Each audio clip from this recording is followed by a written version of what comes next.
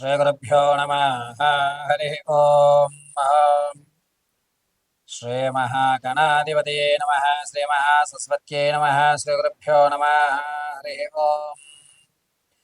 ध्यातवेदसे सुनवाम सोममराति यतो निदहति वेदः सुनः परिषति दुर्गानि विश्वानावेव सिन्धुं दुरितात्यग्निः तामग्निवर्णं तपसा ज्वलन्तीं वैरोचनीं कर्मफलेषु जुष्टां दुर्गां देवीकुं शरणमहं प्रपद्ये। शुतरशितरशे नमः।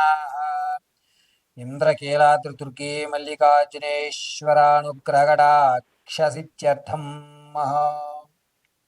ఈ జూన్ నెలలో 7వ తారీఖు నుండి కూడా కుజుడు కేతువు అగ్నిస్థానానికి ప్రవేశించడం వల్ల ద్వాదశ రాశుల వారికి ఏ విధమైనటువంటి విపత్తులు రాబోతున్నాయి, ఏ విధమైనటువంటి అదృష్టం కలగబోతోంది, ఏ విధమైనటువంటి అనారోగ్య సమస్యలు ఎదురవుతాయి, ఆర్థికంగా లాభపడుతున్నారా నష్టపోతారా అనేటువంటి విషయాన్ని పరమేశ్వరి అనుగ్రహంతో యథాశక్తానుసారము నాకు అమ్మవారు కలగజేసిన జ్ఞానయుక్తంతో మీ అందరికీ కూడా ఈ 12 రాశుల వారికి కుజుడు కేతువుతో జూన్ 7వ తారీఖు నుంచి జూలై 26 తారీఖు వరకు కూడా కేతువుతో కుజుడు ఉండడం అనేటువంటిది ఈ 2 నెలల్లో జరిగేటువంటి విపత్తులను మీ ముందుకు తెలియజేయడానికి వచ్చుతున్నాను.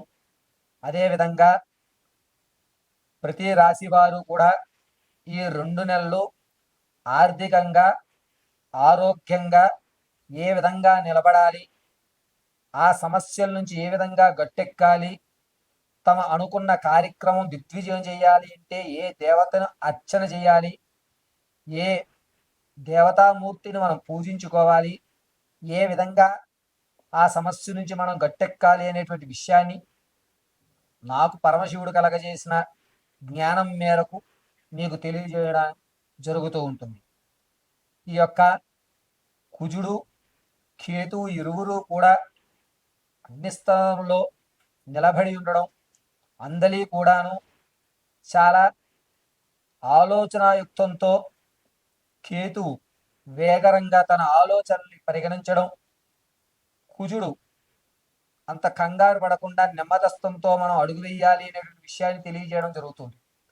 ఇలా ఈ ఇరువురు కూడా ఒక స్థలయుక్తంలో నిర్మాణం అయ్యి మన యొక్క జాతక చక్రంలో తమ స్థితిని మార్చుకునేటువంటి విధానాన్ని అనుసరించి ఈ 2 నెలల్లో కూడా వారు ప్రతి జాతకుడి యొక్క భవిష్యత్తుని అంటే జరగబోయేటువంటి 2 నెలలని 60 రోజుల్ని మనల్ని వారు ఆదేశిస్తారు.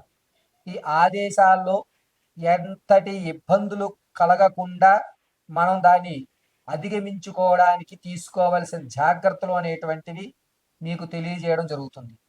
కాబట్టి ఈ జాగ్రత్తలు పాటించుకుని మీ యొక్క సమస్యల్ని అధిరోహించుకుని అమ్మవారి కటాక్షం పొందుతూ ఉన్నతమైనటువంటి మీ కార్యక్రమాలు క్రతువులు మీ యొక్క పనులు పూర్తి చేసుకోగలరని తెలియజేయడం జరుగుతుంది. తదుపరి ధనుసు రాశి వారు మూలా నక్షత్ర 4 పాదాలు, అదేవిధంగా పూర్వాషాఢ 4 పాదాలు, ఉత్తరాషాఢ 1వ పాదం వారు ధనుసు రాశిలోకి ఇచ్చేస్తారు. జూన్ 7వ తారీఖున కేతువు కుజుడు ఇరువురు కూడా సింహయుక్తంతో ఉన్నటువంటి అగ్నిస్తత్వంలోకి రావడం వల్ల వీరు చేసేటువంటి విభక్తులు అంతా ఇంత కాదు. ధనుసు రాశి వారికి అయ్యయ్యో అనవసరంగా నేను అలా చేయవలసింది ఇలా చేశానే అని చెప్పి చివరి నిమిషంలో మీ నిర్ణయాన్ని పక్క వాళ్ళ నిర్ణయంతో వాడుకోవడం వల్ల మీరు కిందకు పడేటువంటి అవకాశం ఏర్పడుతుంది. మీరు ఆలోచించేది ఖచ్చితంగా 100% పర్ఫెక్ట్, కానీ చివరి నిమిషంలో పక్క వాళ్ళు అది కాదు ఇది అని అనడం వల్ల మీ ఆలోచన మార్చేస్తారు. ఇదైతే బాగానే ఉంటుంది అని చెప్పి మార్చుకోవడం అనేటువంటిది మీ మైండ్ డైవర్షన్ అయ్యి ఆ నిర్ణయం తప్పు అని పక్క వాళ్ళ నిర్ణయమే ఖచ్చితమని ఆ నిర్ణయానికి మీరు దోహదపడి నాలిక ఖర్చుకునేటువంటి వ్యవస్థని ఈ ధనుసు రాశి వారికి జూన్ 7వ తారీఖు నుంచి జూలై 28వ తారీఖు వరకు కూడా నడుస్తూ ఉంటుంది. మీరు ఎంత వద్దు పక్కకి డైవర్ట్ కాకూడదు, నేను ఇదే అని ఒక స్టాండింగ్లో నిలబడాలి అని మీరు అనుకున్నా కూడా జరగని పని. ఎందుకు అంటే చుట్ట చివరి నిమిషంలో మీ మనసు ఇది కాదు, ఇది కాదు అని మిమ్మల్ని పదే పదే ప్రేరేపించేటువంటి అవకాశం జరుగుతూ ఉంటుంది. కాబట్టి ఆలోచించుకునేటప్పుడు చాలా జాగ్రత్తగా మీరు మాత్రమే ఎక్కువ శాతం దాన్ని ఇమిడ్చుకోండి. ఎవరు ఏం చెప్పినా నేను ఇలాగే ఉండాలని 1కి 10, 10కి 100 సార్లు అనుకుంటూ ఉండండి. ఆర్థికంగా నిలబడతారు, ధనం వస్తుంది. ఆ ధనాన్ని ఏ విధంగా ఎవరెవరికి ఎలా ఇవ్వాలి అనేటువంటి ప్రణాళిక కరెక్ట్గా ఉంటుంది. ఈ ప్రణాళిక ఇచ్చేటప్పుడు చిన్న చిన్న తప్పిదాలు చేస్తుంటారు. ఏమిటంటే మీరు ఎవరి దగ్గర నుంచో 1,00,000 రూపాయలు తెచ్చుకున్నారు, అతను మళ్ళీ మీరు డబ్బులు ఇచ్చేయాలి, ఇచ్చేస్తాడు. కానీ అతని దగ్గర నుంచి నేను నా మొత్తం డబ్బులు ముట్టాయి నీకు అని చెప్పి రాయించుకోవడం అనేది కానీ, లేదా సంతకం పెట్టించుకోవడం అనేది కానీ మర్చిపోవడం, ఆ పోన్లే మన వాడే కదా అని ఒక చిన్న నెగ్లెజెన్సీ ఏర్పరచుకుని మళ్ళా దాన్ని నేలను పోయిన దాన్ని నిత్యం రాసుకోవడం అంటారు చూసారా, ఆ యుక్తాన్ని మీరు ఏర్పరచుకుంటుంటారు. కాబట్టి డబ్బు ఇచ్చేటప్పుడు అంటే మీరు ఎవరికైనా డబ్బు ఇస్తే కనుక 2 నిమిషాలు, పెద్ద ప్రమాదం ఏమీ జరగదు, 2 నిమిషాలు ఆగి అతని దగ్గర ఒక సంతకం పెట్టించుకోవడమో, లేకపోతే నేను నీకు పూర్తిగా ఇచ్చాను ఒక ప్రూఫ్ క్రియేట్ చేసుకోవడం వల్ల మీరు ఆగస్టు నుంచి ఇబ్బంది పడరు. లేకపోతే ఇప్పుడు చేసే తప్పిదానికి ఆగస్టులో భారీ మూల్యం చెల్లించుకోవాల్సి వస్తుంది. ఆర్థికంగా నిలబడిన మీ నిర్ణయం అనేటువంటిది మీరు ఖచ్చితంగా దాని మీదే బేస్ అయి ఉండండి. ఎవరు చెప్పినా ఆ నిర్ణయాన్ని మార్చుకోకండి. ఒకవేళ మీ నిర్ణయం ఈ 2 నెలల్లో మీరు మార్చారు అంటే ఆగస్టులో దీని పరిణామం మీరు చవి చూసుకోవాల్సి వస్తుంది.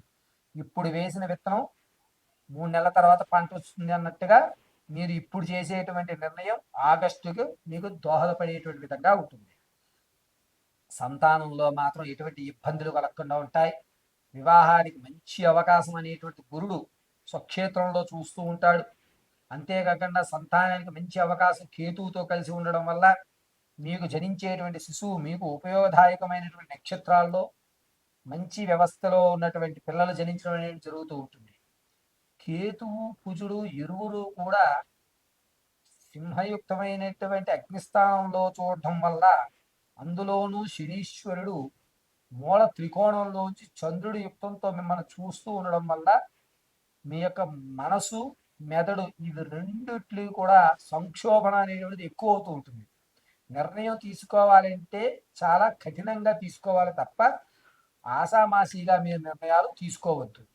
ఏం కాదులే అనేటువంటి వ్యవస్థలోకి మాత్రం రావద్దు. ధనుసు రాశి వారు ఈ 2 నెలలు ప్రచింగర అమ్మవారిని కానీ లేదా కామాక్షి అమ్మవారిని కానీ ధ్యానం చేయడము, తెల్లటి మందారాలతో ఆవిడికి అర్చన చేయడం అనేటువంటిది చాలా మంచి సూచనలను మీకు అందజేస్తూ ఉంటుంది పరమేశ్వర.